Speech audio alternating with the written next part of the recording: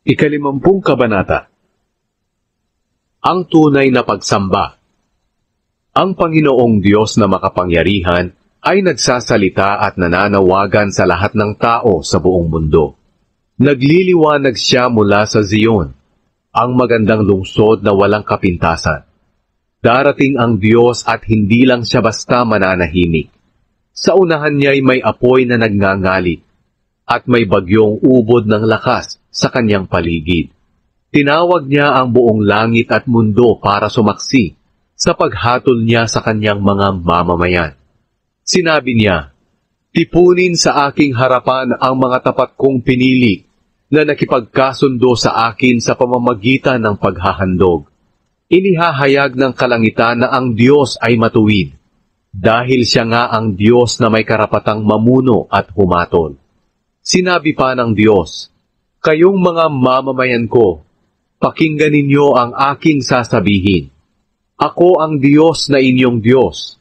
Sasaksi ako laban sa inyo, mga taga-Israel. Hindi dahil sa inyong mga sinusunog na handog na palagi ninyong iniaalay sa akin. Hindi ko kailangan ang inyong mga baka at mga kambing, sapagkat akin ang lahat ng hayop, ang mga hayop sa gubat at ang mga baka sa libu-libong mga burol. Kilala ko rin ang lahat ng ibon sa mga bundok, at ang lahat ng hayop sa parang ay akin. Kung magutom man ako, hindi ako hihingi sa inyo ng pagkain, dahil ang daigdig at ang lahat ng nasa loob nito ay akin. Kumakain ba ako ng karne ng toro? Hindi. Umiinom ba ako ng dugo ng kambing? Hindi.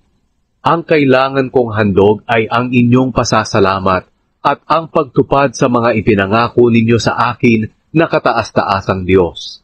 Tumawag kayo sa akin sa oras ng inyong kagipitan, at ililigtas ko kayo, at ako'y pararangalan ninyo. Ngunit sinabi ng Diyos sa mga masama, "Wala kayong karapatang banggitin ang aking mga kautusan at kasunduan. Namumuhi kayo sa aking pagdidisiplina. Hindi ninyo pinapansin ang mga sinasabi ko. Kapag nakakita kayo ng magnanakaw, nakikipagkaibigan kayo sa kanya, at nakikisama rin kayo sa mga nakikiapid. Lagi kayong nagsasalita ng masama, at kay dali para sa inyong magsinungaling.